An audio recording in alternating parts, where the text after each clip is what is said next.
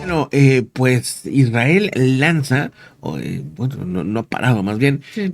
lanza un intenso bombardeo en Beirut, en el sur de Beirut, ¿no? Exactamente, ya saben que el sur de Beirut, el sur de Líbano y el sur de Beirut es la zona donde se mueve más lo que son el grupo Hezbollah, el grupo chiita Hezbollah. Y bueno, el jueves, ahorita, hace unas horas, ha sido bombardeado de esto tras hacer primero un llamado a la población civil para que evacuaran la zona. Dice la Fuerza Aérea Israelí bombardeó un sector que se llama Shoefat.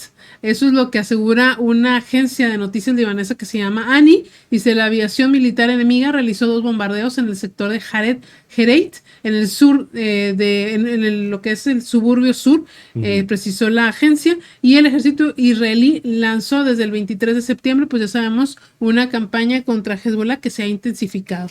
Exactamente, o sea, lo que llama la atención es el manejo de evacuación. Más o menos 1.550 personas han perdido la vida desde que inició, según los datos oficiales, pero de estos 1.500, pues la mayoría son miembros de Hezbollah. O sea, que incluso se habla de otras cantidades más grandes. Ahora, lo que reportan dentro de todo esto es que 800.000 personas han sido desplazadas. O sea, 800.000 personas han Tenido que dejar sus casas. tenido que dejar sus casas y se van a otros lugares. Ahora, esto, pues a diferencia de con Hamas, pues vamos, no ha habido problemas como que los estén obligando a quedarse en ciertos territorios, etcétera. No, no. Pero como quiera, pues es un tema durísimo, porque esa gente, pues al final ahorita están como refugiados dentro de su país en otra zona, ¿no? Sí, exactamente. De hecho, por ahí en un documental de muchos, por ejemplo, había un antro, un lugar para bailar, que se ha vuelto un lugar para los refugiados, para Claro. los que han perdido casa en este momento. Y así muchos lugares han tenido que adaptarse para dejar a sus conciudadanos, ¿no? A que vivan ahí porque no tienen casa en este momento o ha sido destruida de plano. Exactamente.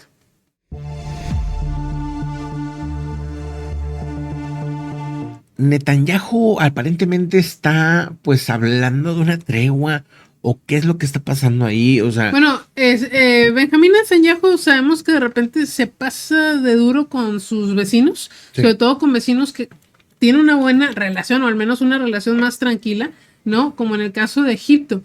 Y el sí. día de hoy Netanyahu elogió a Egipto porque tiene una voluntad para avanzar en el acuerdo con Gaza tras las conversaciones que se han dado en el Cairo entre lo que es Egipto y el grupo de Hamas, ¿no? El grupo terrorista. Y es que, bueno, qué interesante que Netanyahu reconozca a Egipto en este tema, porque creo que tiene razón en el sentido de que Egipto, a pesar de que han sido críticos y lo que tú quieras y discuten, regresan siempre al diálogo los egipcios. Uh -huh. También ellos han sido críticos de Hamas varias veces, o sea, vamos, defienden a la comunidad palestina civil y todo, pero han sido críticos de las acciones de Hamas, cosa que algunos otros países árabes o se han quedado callados o tardan en reaccionar, pero hay que recordar que Egipto los conoce de cerca, o sea, ya ha vivido pues también situaciones de riesgo, incluso pues dentro de su país o incluso con túneles que creaban hacia adentro, o sea, Uh les -huh. han generado problemas los de Hamas a los egipcios.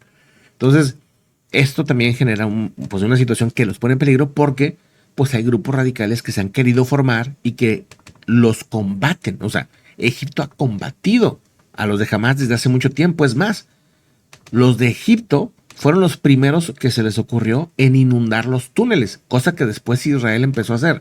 Pero los que se les ocurrió inundar los túneles fueron los egipcios y inundarlos aparte con aguas negras. O sea, los egipcios se inventaron esta idea de inundar a los, pues sí, a los, ¿cómo se llama? Túneles de Hamas con aguas negras para que no se vuelvan a utilizar. Y ese tipo de cosas y acciones, pues, tienen ya años. O sea, no es un tema nada más por la guerra. O sea, me refiero que esto ya tiene un tiempo. Entonces, los egipcios saben de esta situación. Obviamente, no han visto con buenos ojos, pues, la cantidad de civiles que han perdido la vida, pero tampoco ven con buenos ojos a Hamas y están en contra de Hamas y de otros grupos radicales también. Entonces, eso es interesantísimo. Hay que recordar también, Egipto, desde hace ya años, y es algo que casi no se habla aquí, o sea, me refiero en Occidente o en Latinoamérica, etcétera, es de que Egipto tiene ya tiempo prosperando en muchos sectores, pero bastante. Y aquí les he platicado que tengo buenos amigos en el área de ingeniería, de electrónica y comunicaciones y todo esto, que han ido a Egipto a ver estos proyectos porque los han invitado por colaboraciones con empresas de Estados Unidos, por cierto, y dicen, están construyendo cosas totalmente nuevas, o sea, van a construir ciudades súper modernas, ya están, y de hecho tiene años. Entonces, pronto vamos a empezar a ver a otro Egipto muy distinto, un Egipto moderno, un Egipto más como Arabia Saudita. Por eso Egipto tampoco quiere, no quiere convertirse en un país de terroristas, ¿verdad? Entonces, es un tema interesante. Y bueno, ¿qué más dice Netanyahu? ¿Cómo está el tema? Bueno, básicamente lo que dice Netanyahu el día de hoy es, dice, la delegación comunicó a funcionarios egipcios en el Cairo su disposición a detener los combates, pero Israel debe comprometerse a un alto al fuego, retirarse de la franja de Gaza y permitir el regreso de los desplazados, aceptar un acuerdo serio de canje de rehenes y permitir la entrada a la ayuda en Gaza. Eso es lo que dice la delegación de Hamas a los funcionarios de Egipto sobre lo que ellos quieren, ¿no? Sí. Y bueno, según informan, en estas reuniones donde han estado los delegados de Hamas, tiene lugar pues en un momento complicado y la idea es mejorar obviamente la estabilidad y las condiciones humanas en todo Medio Oriente, porque al final de cuentas, aunque es en una zona, se afecta todas las relaciones ahorita están afectadas entre los países, entre los que apoyan muchísimo a Hamas y a Hezbollah y los que no, como Arabia Saudita, ¿no? Y Al-Sisi, que es un personaje que viene del mundo militar, se ha sabido mover como civil en otras áreas, no como otros personajes presidentes ahí de Egipto que se han vuelto muy ultras conservadores y muy, sí me explico, o sea, como que ha dejado que la misma sociedad, o sea, digo, sigue siendo un hijo de la fregada, ¿verdad? Uh-huh. O sea, pero digamos que ha sido menos hijo de la fregada que otros, ¿no? Entonces, esto ha dado como que apertura y oportunidad a negocios y ha dejado incluso el turismo y otras cosas, pues han ido aumentando en ese país, ¿verdad? Entonces, eso pudiera tener a lo mejor a futuro, pues una buena relación, como dices, con Israel, con Arabia Saudita y con otros países que hagan ahí, pues, colaboraciones interesantes, ¿no? Hay que ir viendo también a futuro en otros temas, o sea, otros, ¿no? No nomás puro conflicto y todo eso, que yo creo que el Líbano pudiera salvarse si ya deja de dominar o intentar dominar Hezbollah, ¿verdad? Pero bueno, vámonos a otros asuntos, pues, interesantes.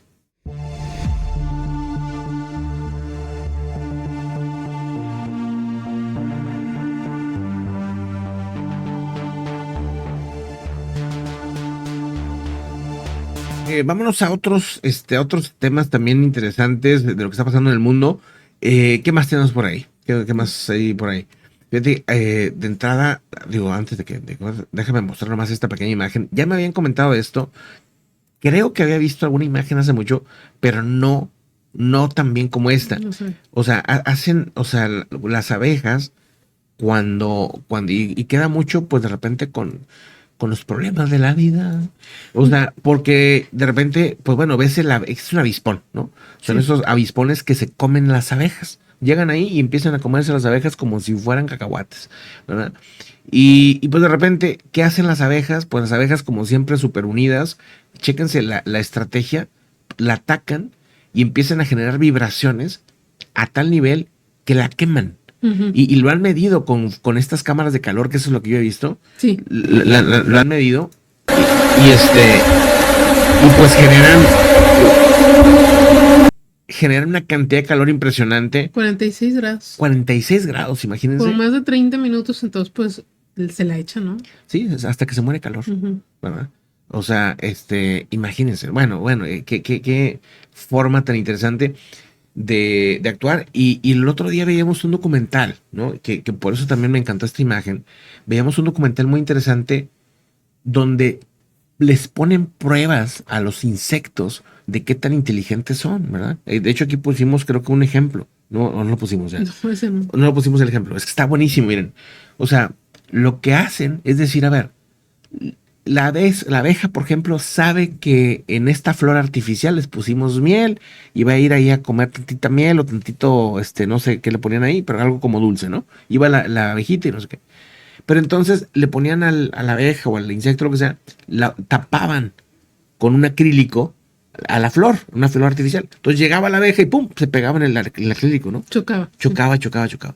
Entonces se daba cuenta que si jalaba la flor por abajo del acrílico, la podía mover. Pero dicen, ese movimiento de jalar una flor por abajo del acrílico, dicen, no lo aprendieron, no es parte de su evolución, ¿verdad? Entonces, vamos a ver si lo logran. Y claro, la mayoría de las abejas no supo qué hacer. Pero hubo una que otra abeja inteligentísima, genio, ¿no? En la que le decía, a ver, ¿y qué tal si le hago aquí, si le rasgo aquí? Y empezaba a sacar la flor y ya lograba el cometido. Pero bueno, ponen muchos ejemplos con otros insectos de cómo pueden medir, que pueden aprender cosas nuevas, que se les ocurren ideas nuevas. Otra cosa que hacen también, que ese es un experimento que existe desde 1800, me parece, que es, cubres a una abeja, la tapas Una caja. en una cajita con un trapito así suavecito para que no le pase nada, a oscuras, y te la llevas kilómetros de distancia, ¿sí? Y luego la abres la cajita y la dejas ir a la abeja. Si es que no te pica antes, pues se va. Y entonces la abeja, en 2 minutos, máximo 6, regresan a su panal. O sea, impresionante la capacidad de detectar dónde están, ¿verdad? De ubicarse. Bueno, pero una serie de experimentos muy interesantes de aprendizaje, de uso de herramientas, de un montón de cosas que dicen los científicos. Tenemos que cambiar la mentalidad que tenemos de los científicos, de los insectos, que muchas veces creemos que son como muy, pues sí, muy tontos, ¿no? Que nomás dicen, nomás hacen esto y ya, ¿no? No, no, no. Tienen capacidades de aprender, de usar herramientas, de trabajar en equipo, de ayudarse entre ellos, ¿verdad? Hemos visto las típicas, no sé si les ha pasado, que en algún tipo de miel o llega una abeja y se hunde. Y tú dices, sí, pobrecita, pues se va a morir, sí, pues se muere, ¿no? O la intentas ahí medio salvar. No, ponen ejemplos ahí de abejas que aprenden cómo salvarse de eso. O sea, vamos, que son Que son más inteligentes de los que creemos. de lo que uno cree, ¿verdad? Y como individuos y como equipo, ¿no? La verdad es que sí es muy sorprendente. Pero bueno, vámonos a otros asuntos, a otros temas interesantes.